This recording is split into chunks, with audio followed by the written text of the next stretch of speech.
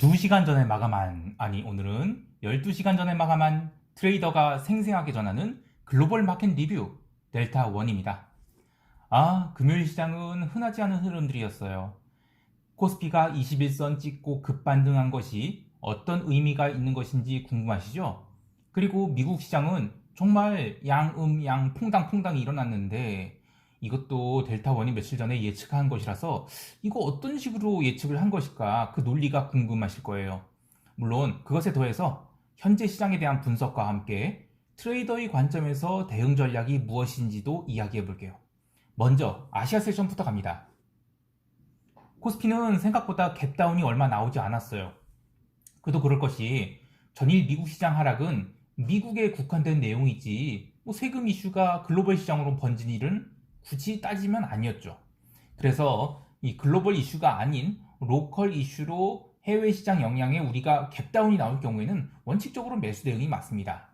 하지만 외국인들이 작전을 벌였죠. 이 헤지펀드 캐테고리 중에 그 CTA라고 하는 그 기술적 분석에 근거한 투자자의 지수로 보이는데요.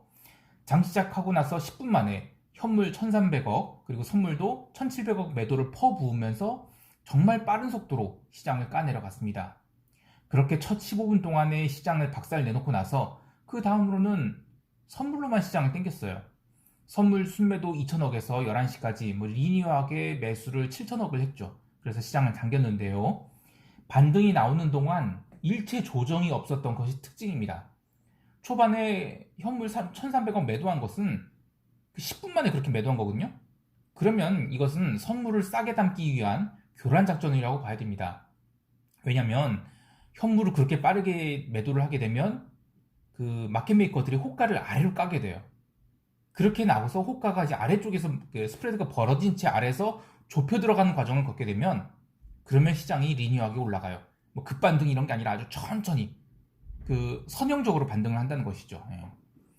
오늘 실제로 미결 그 변화, 선물 미결 변화를 보면 시장을 주도한 세력이 외국인이고 또 그것에 대한 카운터파티들이 어떻게 움직였는지가 그대로 드러났는데 오늘 시장 궤적은 그대로 외국인 선물 매매 동향에 드러났다고 해도 과언이 아닙니다. 요즘 계속 외국인이 선물 매매가 장중 변화를 주도하고 있는데 12시 30분부터 시장이 잠깐 하락을 했거든요. 이것도 외국인이 중간에 매도를 해서 나온 조정이고요. 또 그 뒤로 리니어하게 상승한 것도 외국인이 작품이었습니다. 자, 그런데 오늘 좀 아쉬운 일이 또 하나 있었어요. 옵션 시장에서 개인이 풋옵션을 무려 135억을 사게 됩니다. 135억을 물론 다행히 장 초반에는 얼마 사지 않았어요. 하지만 장 후반 들어서 오버나잇을 준비하려는 것인지 대량 매수를 하게 되는데 요거 좀 안타까운 일이죠. 물론 시장이 어떻게 될지는 누구도 정확하게 예측할 수 없어요.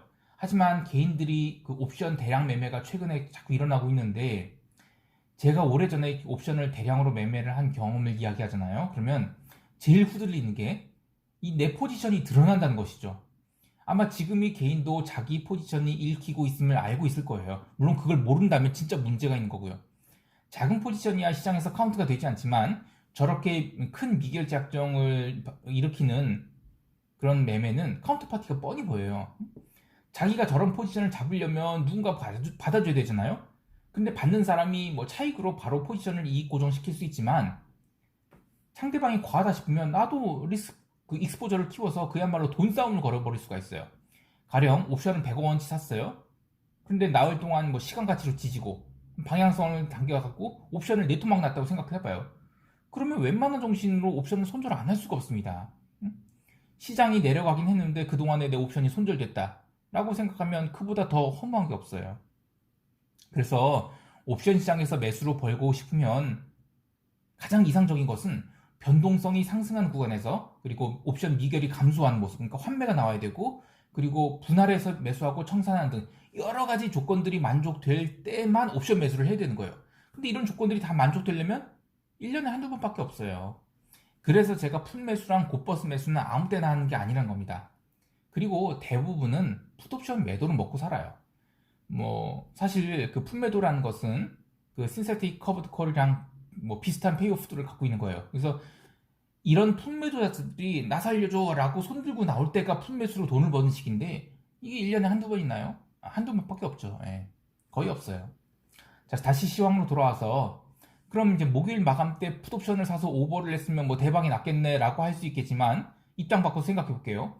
지난 21일에 초반 1시간 동안 그 개인이 풋옵션 매수분을 청산하니까 어때요? 시장이 갭다운이 나오는데도 변동성이 죽어요. 그러니까 오히려 개인 풋매수가 청산 완료되고 나서 시장이 내린 거예요.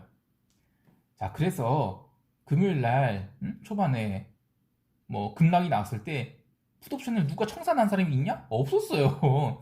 그러면 목요일 마감 때 풋옵션 사서 오버를 했는데 대박이 났다라고 하는 사람들 다 거짓말이란 겁니다. 아, 제가 뻔히 보고 있는데 시장을 보고 있는데 청산이 안 나왔는데 무슨 놈이 대박이 났어요? 딱 모의 투자지. 아니면 뭐 꼬마 계좌들. 아무튼 만약에 금요일 날 누군가가 풋옵션 매수로 대박이 났잖아요. 그래서 이제 풋매도 청산이 났으면 시장이 그렇게 하락 안 했을 겁니다. 오히려 누가 풋매도를 해서 막 그 시장이 급하게 올라가면 오히려 더 빠르게 올라갔을 거예요. 근데 그런 거 없었어요. 자, 아무튼 그러면 어떻게 선형적인 반등이 나올 수 있었냐? 이거는 그 바닥 찍고 시장이 올라갈 때 외국인이 선물 매수가 시장 베이스 상승시켰고요. 베이시스 상승시켰고 또 개인이 풋옵션을 비싼 가격에 사줬어요. 그리고 콜은 계속 팔아댔거든요. 그러니까 리버셜 거래가 나오면서 시장이 선형적으로 상승한 거예요. 그래서 오늘 이야기가 좀 어려운 얘기일 수 있겠지만 시장이 굉장히 특이한 모습으로 움직였거든요. 그래서 제가 좀 전문적인 이야기를 한 거고요. 시장에서 힌트 좀 드리면 특히 이제 옵션 합성 거래 경력이 어중간하거나 또는 책으로만 배우신 분들, 이런 분들은 아침에 장이 급락했을 때 상당히 당황했을 거예요. 그리고 그 흐름 때문에 하루 종일 하방 포지션을 강화한다든지 한 식으로 델타를 숏으로 조정했을 텐데요. 시장이 진성으로 하락한 것이랑 CTA들이 오늘 아침처럼 금요일 아침처럼 의미 있는 기술적 라인들을 향해 막 드라이빙을 할 때 이런 것을 구분해서 대응을 해야 됩니다.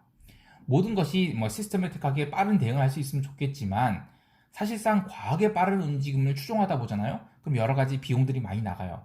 그래서 적당한 수준은 몸빵을 해야 됩니다. 물론 몸빵을 하려고 그러면 그릭 절대값을 낮춰둬야겠죠. 자, 조금 더 시황을 얘기하면 연기금은 오늘도 주식 2천억 팔았고요. 외국인들은 선물을 6천억 넘게 매수했는데 마지막에 선물 미결이 크게 감소한 것을 보면 지난 21일에 매도를 쌓은 포지션들이 상당량 커버가 되었다라고 보고 있습니다. 자, 시장 대응 전략은 총평 때 이야기를 하고 유럽 세션 넘어갈게요. 유럽은 증시 자체는 조용했습니다. 변동성도 감소했고요. 최소한 직전 변동성 근처까지는 다시 갈 것 같은데 시장이라는 게 대부분 상대적 강도로 설명하시거든요. 그러니까 지금은 유럽에 관심이 많습니다. 좀 더 넓은 시각으로 보면 저는 자산시장 전체의 강도는 약해지고 있다고 봐요. 즉, 잘 나가던 증시가 빠지게 되면 상대적으로 유럽은 덜 빠질 수 있다 이 정도지 증시 자체가 막 펌핑하려는 힘이 엄청나고 하지는 않다고 봐요. 그래서 유럽 증시는 한동안 이렇게 재미없는 시장이 이어질 것 같고요. 채권 시장은 ECB 뒤에도 강세를 이어나가지 못하고 다시 쓸어내리면서 아주 중요한 자리까지 내려왔습니다. 하지만 오늘 그 채권 시장에서도 중요한 뉴스가 나왔어요. 뭐냐면 그 ECB가 이번에 그 통화정책회의 때 조용히 있었던 이유가 채권 시장이 급락이 나오지 않아서입니다. 그렇게 얘기가 나와요. 그러면 다음 ECB가 이제 그 6월에 있거든요. 그러면 5월에 만약에 또 특히 이제 5월 하반 그 후반쯤에 채권이 급락이 나온다. 그러면 틀림없이 6월에 ECB에서 한마디 나올 거예요. 그래서 저는 5월 중반 이후로 채권의 언더슈팅이 나올 수 있다. 그래야만 오히려 ECB가 한마디를 할 수 있을 것이다. 그렇지 않고 채권이 다 반등을 해버린다? 그러면 골디락스이거나 아니면 완전히 시장이 또 이상해지거나 할 수 있어요. 그러니까 저는 시장이 조용하면 조용할수록 채권 시장에 대해서는 매도 압력이 더 커질 수 있다. 이렇게 보고 있는 것입니다. 그리고 통화시장에서는 유로화가 유럽 세션 마치면서 커버링이 나왔어요. 좀 더 풀어서 해석하면 전일 미국 시장 급락으로 유로엔이 급락을 했었거든요. 근데 오늘 그것을 싹 위로 감아올리는 폭등이 나왔습니다. 그래서 유럽 세션 마감 이후에도 미국 시장이 계속 강세를 보이니까 전체 자산시장에서 그냥 리스크 오프에 대한 손절매가 나와서 유로화가 종가 고가로 달렸다. 이렇게 해석할 수 있겠습니다. 자, 그런데 좀 더 긴 관점에서 얘기를 해볼게요. 지난 4월 1일 기점으로 유로화를 비롯해 비달러들이 엄청난 강세를 보였거든요. 거의 뭐 조정 없이 올라오면서 과연 이 비달러 자산들이 얼마나 성과가 났었냐를 보면 사실 유럽 증시를 제외한 나머지는 그닥 강하지가 않았어요. 그러니까 유로화 강세와 함께 유럽 증시에 대한 베팅이 있었는데 나머지 통화들은 그냥 어거지로 올라왔다라고 봐도 과언이 아니죠. 그런데 유로화 강세와 유럽 증시 강세는 함께 오래 갈 수 있는 그림이 아닙니다. 왜 그 다이버전스가 생길 것이냐? 왜냐면 유럽은 단일 국가가 아니에요. 그래서 통화가 과도하게 강세를 보이면 약에 취하는 국가들이 생기게 됩니다. 그래서 결국에 다이버전스가 나와요. 그래서 저는 오늘의 유로화 상승은 단순 커버링 정도로 보고 다음 주는 실적이 메인 이벤트죠. 그래서 뭐 다음 주까지는 그냥 뭐 쉬어가다가 5월 한 첫째 주 좀 지나서 의미 있는 변화가 생길 것 같아요. 자, 커머디티 좀 지켜볼게요. 구리는 아시아 세션에서 계속 순매수가 들어오면서 사실상 종가 고가로 끝났는데요. 지금 뭐 계속 이야기 나오는 게 구리가 LME 기준으로 톤당 10,000불 간다는 얘기가 있습니다. 물론 재고 부담 이슈도 있는데 미국 세션에서 리스크 오프 이슈로 구리가 눌리다가도 아시아 세션에서만큼은 반등하는 모습이 이어지고 있기 때문에 만약 중국이 리스크 온으로 돌아서게 되면 구리 값은 지난 2월에 기록한 고점을 충분히 넘어서는 그런 대폭등이 나올 수 있다고 봐요. 하지만 증시가 쌍고점을 무너지게 되면 구리도 급격한 폭풍을 맞겠죠. 저는 전자의 가능성, 그러니까 구리가 더 오르는 것에 좀 생각을 두고 있어요. 그래서 그 다음 주에 만약에 구리의 큰 폭이 상승이 나온다면 아시아 증시도 특히 중국도 강한 랠리를 보일 수 있겠어요. 좀 더 정확하게 얘기하면 중국이 안도 랠리를 보이면 구리가 더 강하게 오를 것이다. 이렇게 보고 있는 것입니다. 골드는 채권 가격이 눌리면서 상승폭을 축소했는데 유로화가 강세가 나오면서 급락이 나오진 않았고요. 또 기름은 장중에 매도 압박이 계속 있다가 시장이 계속 시간이 지날수록 62달러에 안착한 정도로 마감됐다. 그렇게 봅니다.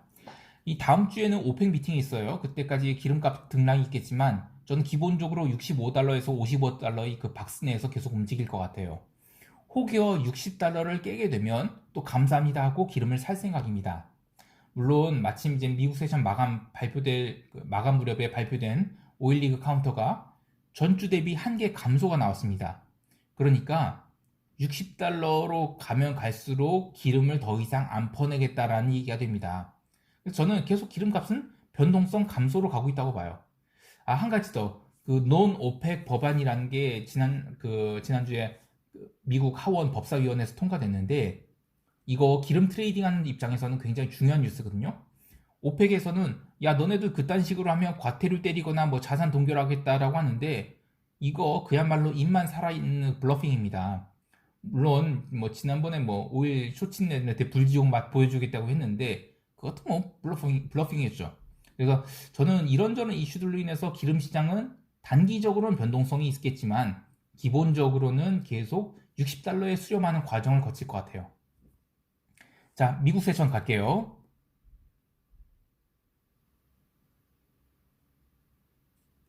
미국은 오늘도 러셀이 달렸습니다. 장중에 1.8% 넘는 상승을 보였다가 마지막 30분 남겨놓고 이익 실현들이 나오면서 조금 내려앉았지만 기본적으로는 글로벌 시장이 변동성 하락을 그대로 따라간 커버링 장세였다라고 봅니다. 지표 나온 것들 보면 제조 PMI 왕 서프라이즈 나왔고 신규 주택 판매도 100만 건이 나온 등 완전 경기 좋네 이렇게 알려주고 있어요. 지수는 보합 출발을 했지만 나스닥의 필두로 미친 매수가 들어오면서 마지막 4시 30분 그야말로 스트레이트로 달렸어요. 거기까지. 오늘 지표가 좋아서 시장이 올랐다? 저는 그렇게 보진 않아요. 왜냐면 지표가 좋으면 둘 다 채권에 그 매도 압력을 키우는 요소들이었거든요. 근데 채권 꿈쩍 안 했어요. 통화시장도 지표가 발표되고서는 그렇게 영향이 없었어요. 그저 그냥 저는 시초가부터 변동성 매도가 들어오면서 시장을 땡겨놨다. 이렇게 보고 있습니다. 그래서 마지막 30분에 이익 실현이 나올 때 그 이익 실현 흐름이 쇼커버링이었어요. 지금 S&P가 역사적 고점을 얼마 안 남긴 상황인데 그렇게 스트레이트로 땡기니까 어떻게 되겠어요? 4시 35분에 어쩔 수 없는 손절매가 나와서 역사적 고점을 갱신하게 됩니다. 물론 장중에 한해서만 갱신한 것이고 그 뒤로 다시 이익 실현이 나오는데 이익 실현 나온 것은 그래 숏 커버링 다 만들었으니까 그냥 때리자 이익 실현. 왜냐면 주말을 또 그냥 계속 들고 가기 부담스러우니까. 그래서 밀렸는데 참 이 숏돌이들 후들거렸을 겁니다. 요즘 계속 나온 얘기가 전문 투자자들이 숏을 치고 싶긴 한데, 그러니까 그들이 마인드는 숏이에요. 하지만 적극적으로 숏을 못 치는 이유가 너무 개인 투자자들이 커버링이 강한 거예요. 그래서 이젠 후들리는데, 이런 거 사실 좋은 모습은 아닙니다. 어쨌든 숏이라는 것은 모든 상황들이 다 만족이 된 다음에 나오는 게 이상적인 숏이지, 그 전까지는 숏돌이들 엄청나게 힘들게 할 것입니다. 그래서 숏이 굉장히 힘든 거예요. 개별 종목 살펴보면 뭐 그냥 빅테크들 죄다 올랐어요. 인텔과 넷플릭스 빼고는 그냥 다 강세였습니다. 금융주도 뭐 강세의 절정을 기록했고요. 빌황 주식도 뭐 VIP 샵이 뭐 5.9% 오르는 등 나이스한 모습을 보였는데, 그래도 잊지 말아야 될 게 기본적으로 그 빌황 주식들은 변동성이 아직 살아있는 주식이에요. 그래서 과도하게 올라오면 숏을 치라는 얘기가 아니라 비중을 줄였다가 다시 담으라는 얘기입니다. 뭐 그 진폭을 어느 정도로 설정할 것인지는 각자의 그 자산의 그 편입 비중 그리고 리스크 선호도에 따라 다르겠지만, 저는 이번 주에 많이 오른 주식들 다음 주에는 정리를 한 30% 정도는 했다가 한 주 퐁당퐁당 하면서 밀리게 되면 다시 담을 겁니다. 하루 이틀 등락에는 신경 쓰지 말되 변동성을 고려해서 주간 단위로는 좀 신경 쓰면서 트레이딩하는 게 도움이 되죠. 물론 변동성 가라앉으면 쭉 들고 가는 게 좋고요. 그 외에 짚고 넘어갈 거는 CFTC의 그 S&P 투기적 포지션입니다. 순매도 5만 2천 계약으로 전주 대비 한 12,000 계약 늘어났거든요. 나스다크 5천 계약으로 아주 조금 줄어든 수준이고요. 요즘 나온 뉴스들 중에 전문 투자자들은 시장이 숏을 보고 있다라는 얘기가 있어요. 근데 개인은 정반대로 밀리면 강한 매수할 생각을 하고 있죠. 그래서 개인들이 실적이 좋습니다. 예. 근데 이것도 저는 결국에는 다이버전스가 나올 거라고 봐요. 다만 그 시기가 언제냐인데, 나스닥에 지금 일봉상 퐁당퐁당이 나온 지가 거래일만 따져도 9거래일이고 S&P는 4거래일이거든요. 이런 퐁당퐁당이 나온데도 변동성이 크게 오르지 않는다는 것은 매물 소화 과정으로 봐요. 그래서 이거 한 주 더 진행될 거라고 보고요. 그래서 아직은 적극적으로 숏을 잡을 때는 아니다 라고 보고 있습니다. 자, 여기까지 하고 시장 총평하면서 전략 얘기해 볼게요.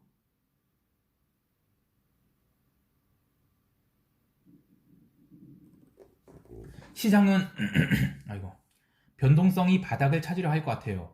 코로나 이전으로 돌아간다면 변동성이 10포인트 초반까지 내려가야 되는데, 시장에 마켓 메이커들이 생각보다 많이 돌아가지 않았거든요. 그래서 거기까지 내려가지는 좀 힘들 것 같다. 그러면 기간으로 따져야 됩니다. 그러니까 변동성이 더 안 빠지는 기간들이 얼마나 이어질지를 계수해 보는 겁니다.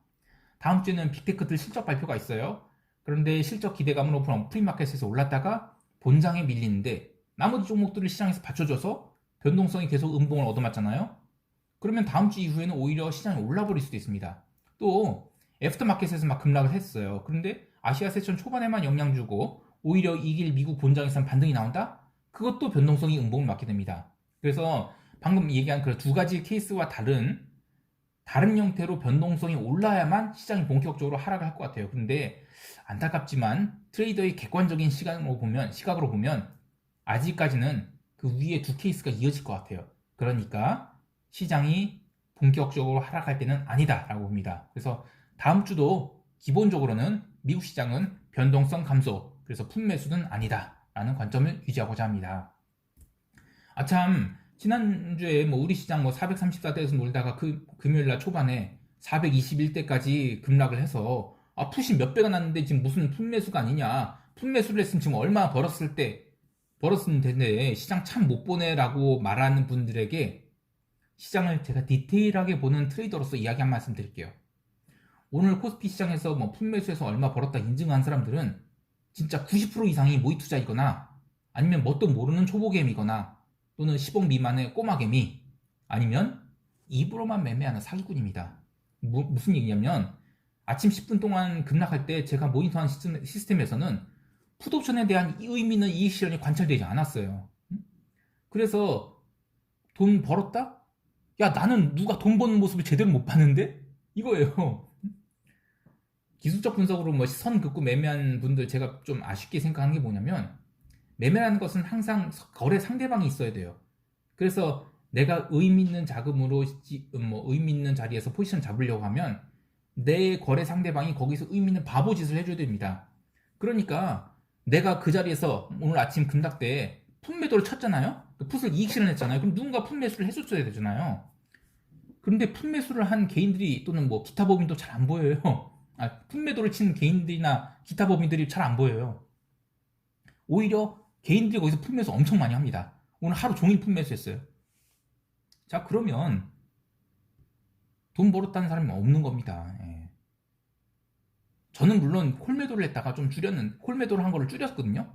왜냐면 저는 기본적으로 435는 뭉개고 445 콜매도는 그냥 뭉개고 435를 원래 435를 이제 435로 롤링 업을 했었잖아요. 그거를 롤링 다운을 하려고 했는데 아침에 너무 빠지니까 이거 롤링 다운 하기가 너무 아까운 거예요. 오히려 그래서 저는 좀 걷었습니다. 왜냐면 더 이상 프리미엄이 안 빠졌거든요.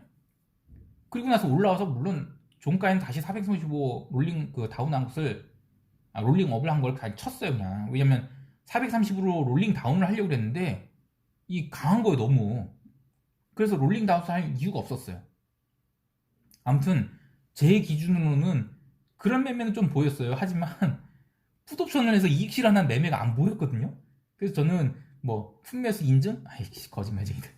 물론 짜잘한 계좌들은 있겠죠. 근데 큰 돈은 보이지 않았습니다. 아무튼 이 트레이더랑 애널리스트는 무게가 달라요. 무슨 얘기냐면 애널리스트는 막 선 긋고 자 봐 내 말 맞지 이렇게 쉽게 얘기할 수 있는데 선택을 해야 되는 트레이더는 시장에서 포지션 담그는 순간부터 항상 진검승부입니다. 영어로 이 선물 미결제 확정을 오픈 인트레스트라고 하는데 오픈 그러니까 시장에 들어오는 순간 위험을 감수하게 됩니다. 그리고 나갈 때도 누군가 받아줘야 나갈 수 있는 거예요. 터져서 나가든 아니면 이익 실현해서 나가든 간에요. 그런데 그때의 압박이 이루 말할 수가 없거든요. 그 왕년에 제가 델타 무겁게 갖고 다닐 때는 절대값이 4디지트였어요. 진짜 어마어마한 숫자입니다. 그렇게 무서운 그 델타를 갖고 있을 때는 시장에서 오늘 이익 실현 못해요. 할 수가 없습니다. 그 순간에. 하여튼 이건 제가 시장을 잘 못 보느냐 이 문제는 이 선거서 매매하는 거랑 전혀 다른 문제라는 거예요. 큰 자금들이 들고 나갈 때는 위험을 감수하는지 줄인지 이런 걸 느껴야 돼요. 그리고 그러다 보면 지금은 왜 풋매수를 적극적으로 해야 할 때가 아니라는 것을 알게 됩니다. 이래서 이 트레이더의 시황과 애널리스트의 시황은 무게가 달라요. 제가 총평 때 왜 이렇게 길게 얘기를 하냐면 몇몇 악의적인 댓글들이 좀 달리는데 시장을 못 본다고 생각하면 영상 보지 마세요. 그런데 굳이 댓글 다는 사람들의 의도는 뭐냐면 상대방을 깎아내리려는 게 목적인 겁니다. 시장이라는 것은 시황이라는 것은 자산 규모에 따라서 적절할 수도 있고 또 그렇지 않을 수 있어요. 가령 1000억 이상의 운영자에게는 제 시황은 그닥 도움이 되지 않아요. 또 한 1억 미만의 운영자들한테도 제 시황은 그닥 도움이 되지 않아요. 왜냐면 저는 날카롭게 막 찍어주고 그런 건 안 하니까. 근데 전자는 제 영상을 볼 가능성이 적죠. 오히려 후자가 제 영상을 볼 텐데 그들한테는 제 시황이 오히려 막 두루뭉술하게 느껴질 수 있잖아요. 하지만 제가 타겟팅하고 있는 이 100억 언더에서 1억 이상 이분들은 제 시황이 한 달에 몇십만 원 물론이고 진짜 아침에 그 소중한 15분 시간을 쓰는 것도 아깝지 않게 느껴질 시황이라고 생각을 해요. 물론 그런 시황을 무료로 들어볼 수 있다는 것은 저는 조금 오버해서 얘기하면 제 채널 진짜 아깝다. 진짜 정말 좋은데 그렇습니다. 그러니까 좀 악의적인 댓글은 좀 달지 않았으면 좋겠어요. 물론 제가 이렇게 얘기한들 계속 악의적인 댓글 다는 사람들 있을 거예요. 시황이 부족한 부분이나 개선점 얘기해 주면 전 적극적으로 반영할 거예요. 그런데 사람 기운 빠지게 하는 글은 참 이 부산말로 막 그만해라. 아휴. 아무튼 해외 시장도 기본적으로는 본격적인 숏 자리는 아니라고 봅니다. 해서 다음 주도 퐁당퐁당 이어지되 좀 더 진폭이 줄어드는 그런 퐁당퐁당이 있을 거라고 보고요. 오히려 점진적인 상승이 더 나오지 않을까 이런 생각이 들어요. 그리고 이 구간에서 퐁당퐁당 길어지면 길어질수록 하락 추세의 힘과 길이가 길어질 수 있거든요. 그래서 최대한 이 구간에서는 레버리지를 줄이면서 5월 이후에 있을 본격적인 방향성에 포지션을 실을 수 있는 자산을 정비해 두시길 바랍니다. 오늘 너무 길어졌죠? 한 주가 지났는데 쉐린이 불러서 인사 말씀 듣고 마무리할게요. 쉐린. 안녕하세요. 쉐린이가 주말에 기관 투자자들이 비트코인을 산 진짜 이유에 대해서 영상을 하나 찍는다고 하니까 기대해 보세요. 한 주간 고생 많으셨습니다.